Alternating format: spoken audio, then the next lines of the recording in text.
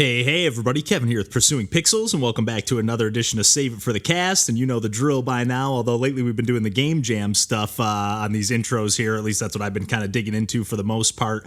But I'm going to kind of go back to what I'd been doing as of late and kind of been doing on the regular podcast too, and just talking about some of the games that I've been picking up lately on Nintendo Switch before I kick it over to John, Randall, and I for some chit-chat kind of all over the map. Got a few different chunks of conversation coming up, a little bit of pinball in the first chunk, a little bit kind of more of the games that I've been picking up on sale in the second chunk, and then John digs into some more Gravity Circuit. We've been kind of like tabling that one on and on. Like John's like, I'm going to talk about this, and he's like, I'll just save it until we all dig into it. I know it's a game that's on Randall and I's radar as well to scoop up.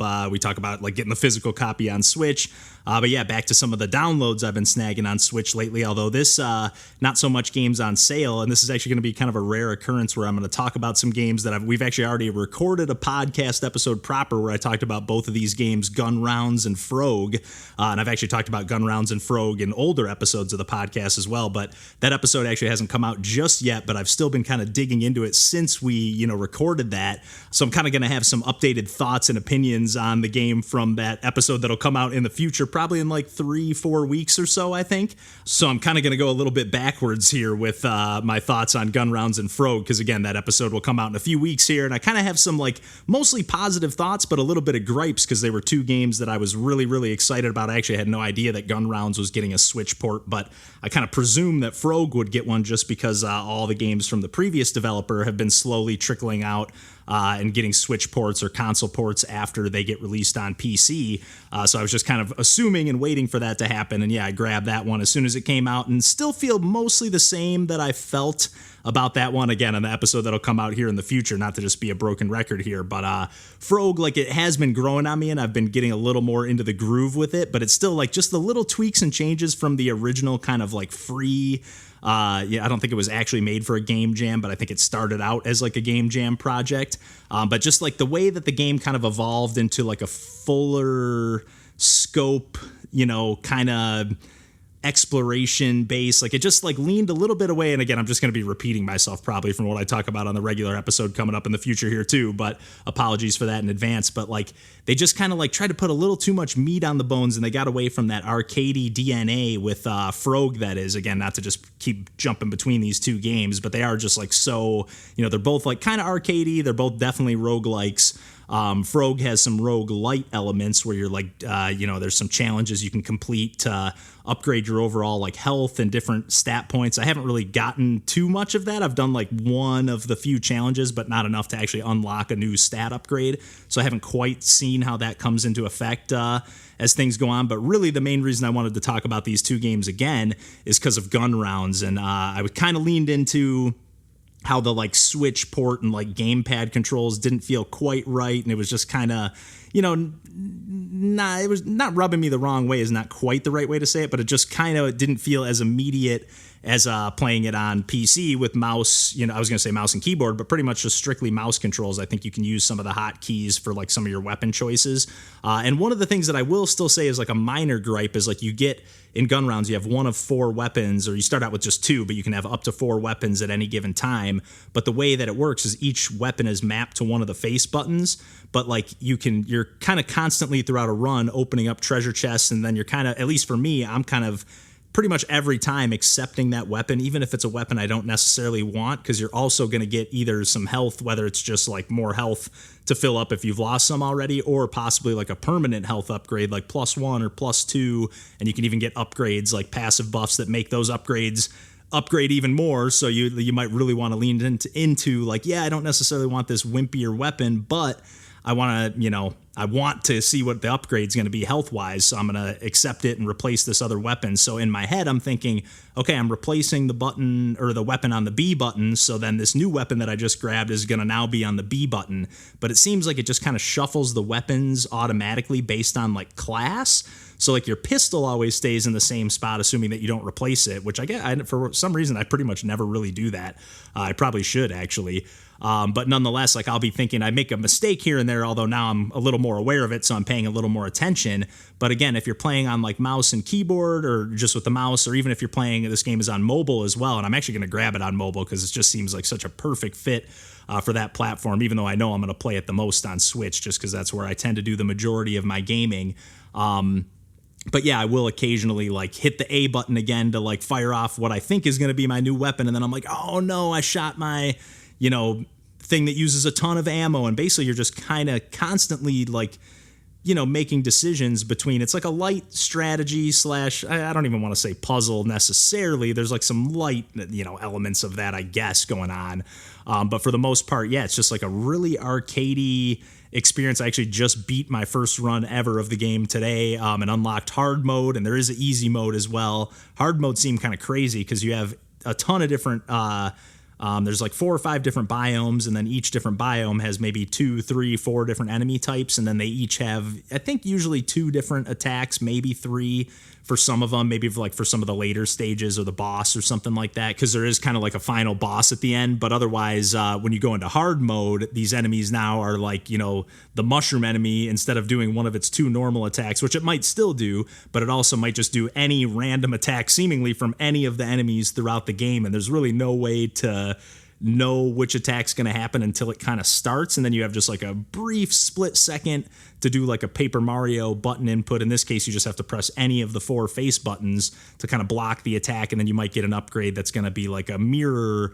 or shield projectile or something. So instead of when you do a block, you normally like recollect ammo so you don't have to reload as often, but you might have unlocked an upgrade that either doubles the ammo you get, but you might have unlocked that mirror shield or whatever it's called. I forget the names of all the different upgrades, but in this case, then you're deflecting the ammo back. Now you're not getting the ammo, but you are like reflecting a ton of bullets. That's actually how I ended up beating the final boss, is I had that activated, and then pretty much the boss is shooting some pretty hefty projectiles at me, and I'm just knocking them all right back at it, and I just did a ton of damage, particularly on one of the waves, and that pretty much helped me seal the deal, and it just felt so satisfying. Like, just something about the presentation of this game and the way it's done. The music is just so amazing.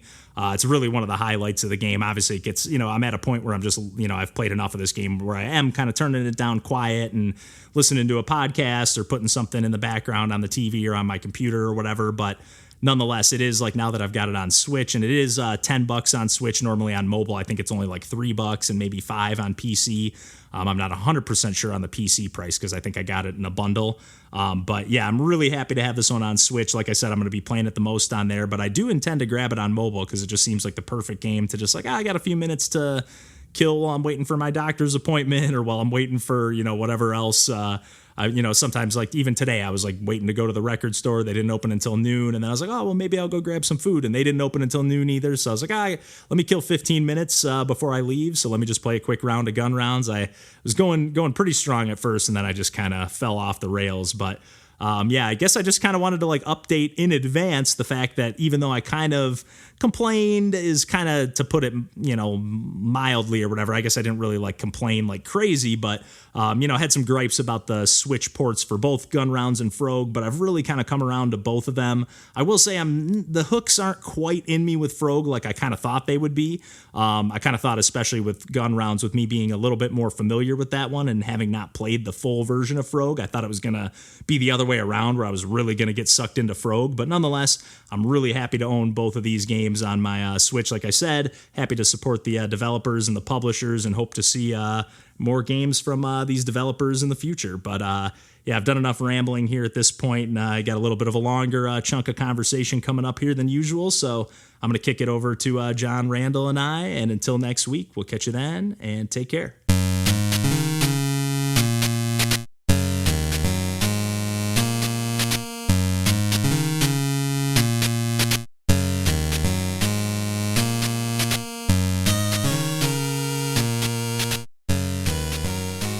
Fiona had some rehearsal thing yesterday. We just found out about it at the last minute. There's just been something every day. Every day has been something. And you had to cancel the Pinball Expo? No, hell no. Okay. When you said that could not be moved, I thought you meant like, I couldn't move Hell the work no. thing, so I had to, I had to cancel the Pinball. I was I hadn't had a chance to bring it up, but one of Lauren's former coworkers, his wife is I guess a nationally known pinball player. Wow. And Okay. like they are going to be, they actually just took over a spot in Avondale, a billiards hall that wanted to remain a billiards hall, but they were like, what if we put some pinball machines in here too? Because they apparently own and collect a bunch of pinball machines. So That's cool. Not a cheap hobby, by the way. Nope. Yeah. But Especially if apparently you want to keep she's them in good good enough condition. And that like that's the investment that they decided to make. Oh, pinball machines are amazing. I'd love. I was like, if I had, $7,500 spare dollars, I'd be getting one of these Funhouse remastered machines they're showing off here, but that is not in the cards. Yeah. yeah, no, those I would love a good pinball machine in the basement. Like even just having one would be amazing. See, and where my like brain goes is like, God, how fun would it be to build one? Mm-hmm. Oh, Yeah. There was some of I don't that know what at it play is at this about- too. People had homebrew pinball machines that they brought in there, and I'm like, this is awesome. This is so cool. I don't know what it is about pinball, like, because I'm terrible at it. Like, I'm not good Same. at all at real pinball. I can fare a little better in like video game pinball if it's not like super realistic physics, even if it's kind of real. But I'm just like a little better at it. But like something about like a real ball on a real table, it feels it's great. just so hard. Yeah, but it's just so fun. I always remember that one at Logan Arcade. I don't know if they still have it there, but with that. Were you playing it? We had like 4 or 5 people crowded around that one table the one night with like that spinning like disc in the middle of the table. Whirlwind? God, it was such a maybe it's an older pinball machine and pretty simplistic. Like there wasn't really that much else on it. Just like a couple bumpers and like, but this like really fast spinning where like the ball it like really changes the trajectory of the ball as it's like coming down the middle. Yeah. Depending on where what direction it's coming from and the speed and stuff. But I don't know why it was just so addicting to play that one. It was, just because it was like something you've never seen before, where it's just like, what is this? That's cool. Yeah, and it was just like who can outsmart or not outsmart, but get lucky. Get lucky enough on this thing. Well, it's I'm gonna kind of talk about this on the podcast, but it's like it's figuring out a new mechanic and being like, how does this even work? And like the first couple times you're just like, this is going so poorly. Like I don't know what is happening. But then like once you start to like predict it and like figure it out, it feels great. Yeah. Oh yeah. Yes, that feedback loop is nice. And then I'd say, over time, if you get enough reps in, there's a little bit of transferable skill there, like there is in video games, to some degree. Which is fun. For sure. Definitely. I didn't realize that both Williams and Gottlieb are from Chicago, like both of those pinball makers. And I'm like, oh, geez, those are like 2 of the biggest ones in the U.S. at least, both out of Chicago. Yeah, I didn't know that either. It's still in existence? I think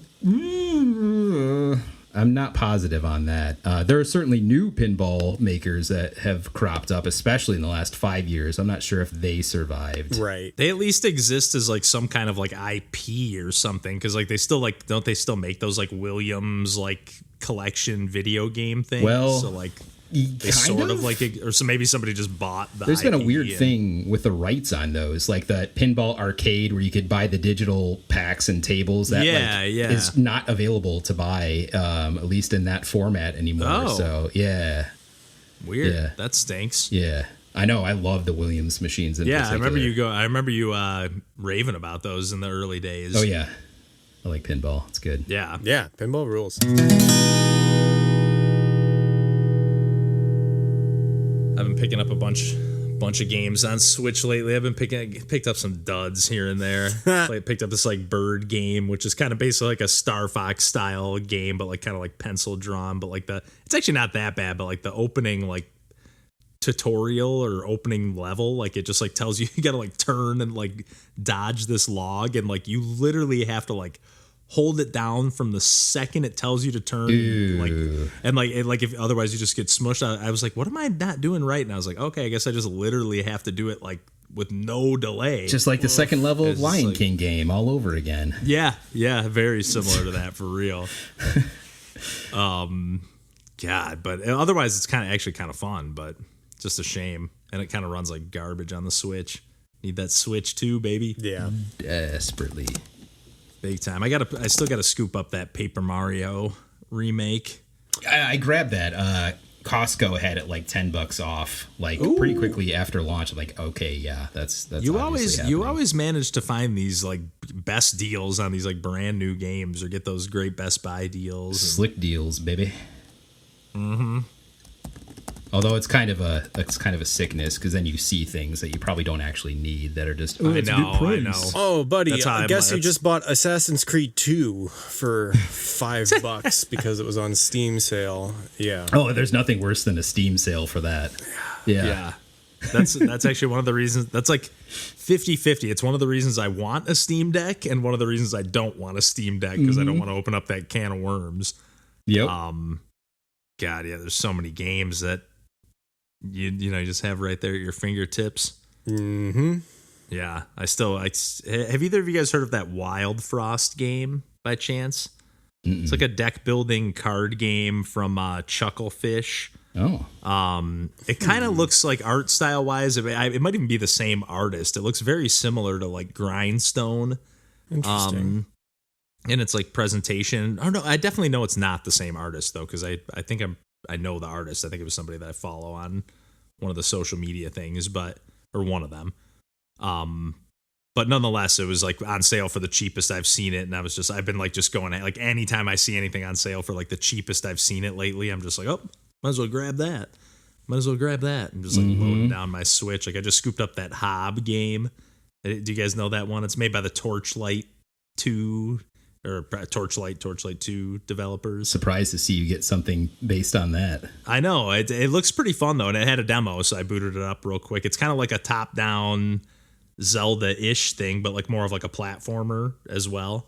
Okay. I don't know. It looked pretty fun and felt pretty cool to play so far, so I was like, I'm digging the vibes so far. Nice. But yeah, I'm going to try to gear up after this game jam to just get back into doing some streaming and stuff. People have been joining that game jam like fucking crazy. Yeah, man. I don't know what it like where it got posted or linked to that suddenly everybody found it. Either that, or maybe it's just that because like if you go on Itch.io and like search the game jams, there's like basically like a timeline that just shows like the game jams coming up.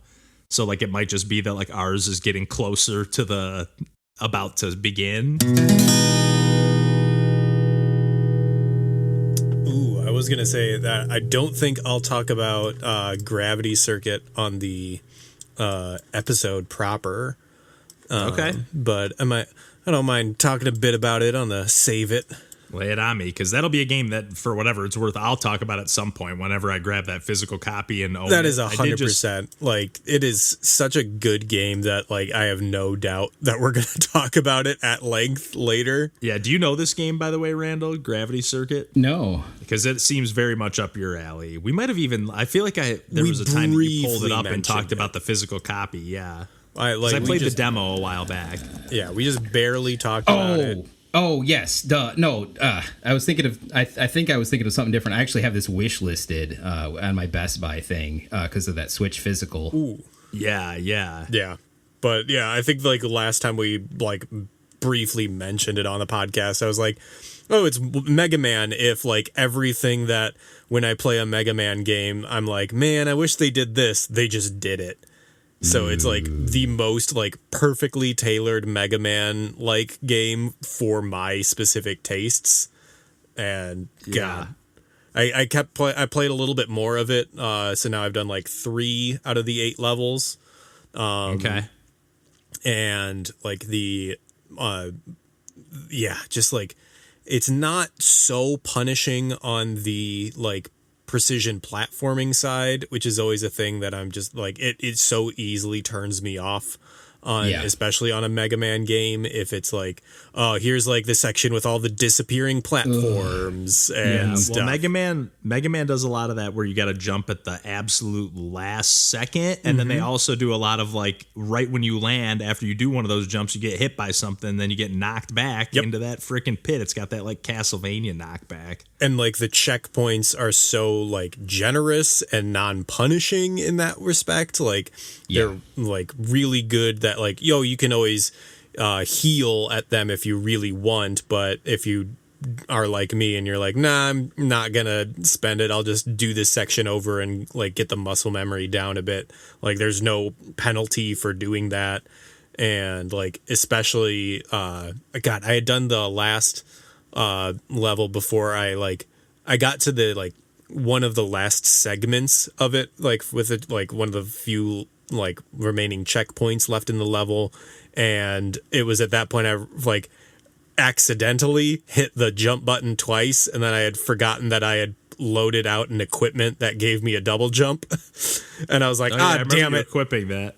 Damn it, I went through this entire level without a double jump. Like, when like obviously you can do it, like every game is built, or every level is built with the, I'm guessing, assumption that you only have the grapple hook, which is in itself like a hugely highly mobile thing, but the double jump just adds a little bit more flexibility in that. Like there's so much in terms of like the equipment loadouts and the ability loadouts that make it even more finely tuned to like whatever your preferences are.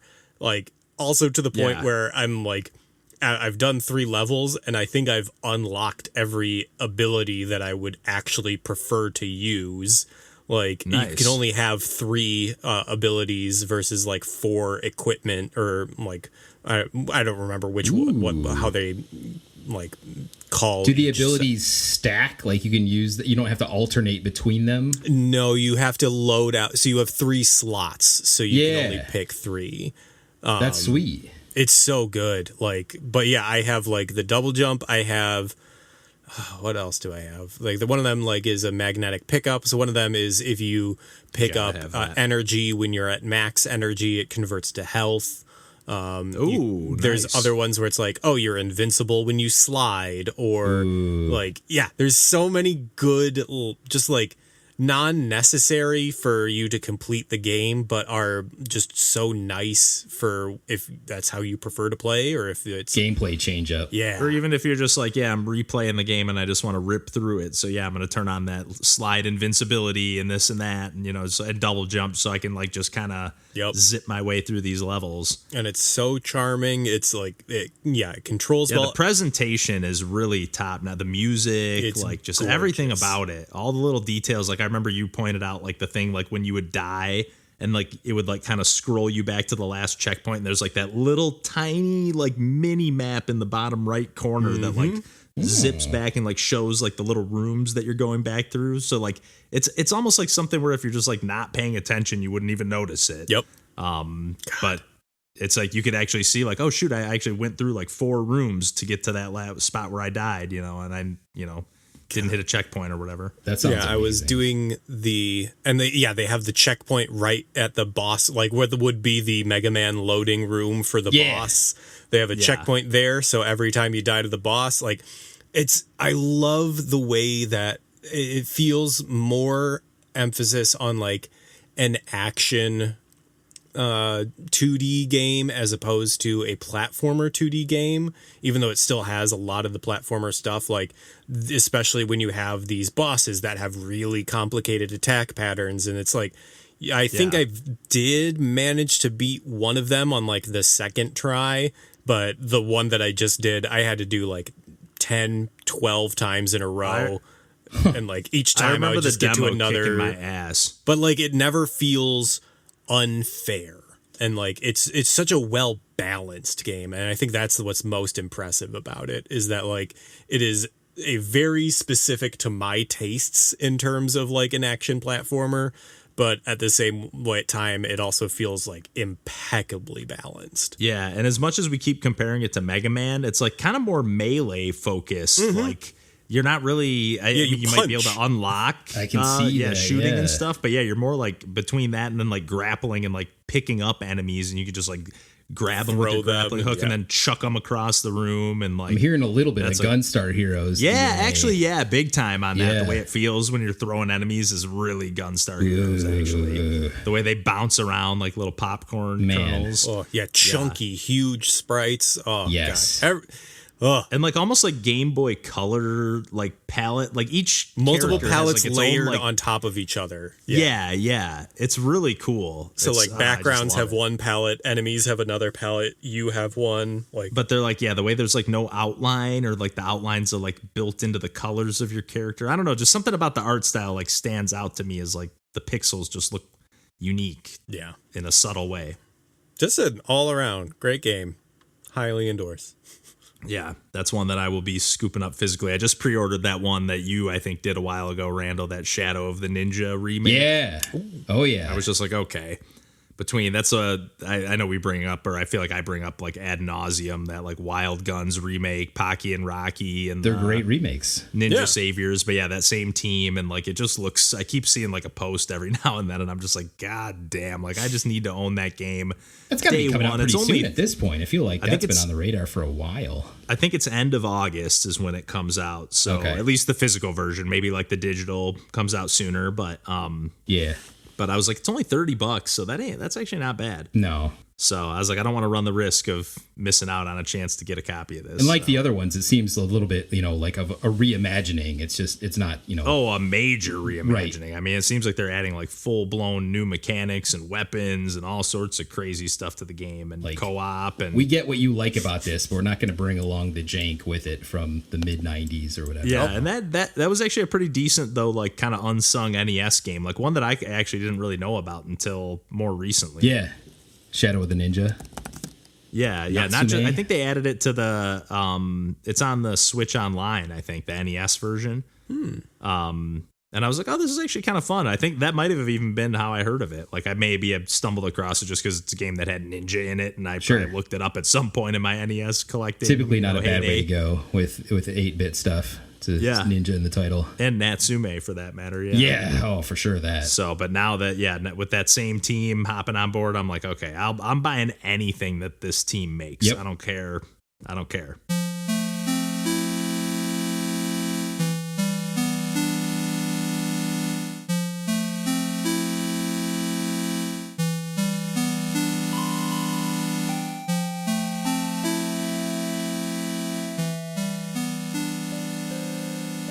Also, talk me out of buying Fable. Talk you out of buying Fable? It's $3. You might get some enjoyment out of it. I think it's probably a pretty antiquated experience at this point, Which is why I want it. which might be fun. Like, It might be fun. The relic historical, like, this is your choices matter. It actually might be better. It actually might be better now than it was then. To be honest, Unlimited choice. Unlimited choice between if people basically Being rude to someone and stuff to do with the tree. I remember some things. Yeah. It got well rated back in its day. I know. I played all the way through it. I actually played all the way through that game, the first one. And then right after it, like I beat it, and then I was like, all right, now I played all kind of like goody two shoes pretty much. Mm-hmm. Yeah. All the way through, and then I was like, all right, now I'm gonna play the evil way, and start it up again. And I started, and I was like, this is so lame. Like I played like maybe an hour or two into it. I was like, there's like literally no difference, just people like slightly react as you run by. Like instead of going, oh hey, it's the handsome hero, they go, oh, what's he doing here? Like that's like the amount of like your decisions matter. Oh god, that rule. But can you imagine? Might like grow some horns on your head. Oh, I'm just imagining, like the indie game version of that, and like with like N64 graphics. Like that'd be great. That would be kind of cool. Well, you could definitely do things a lot more intricate now, for sure. Yeah.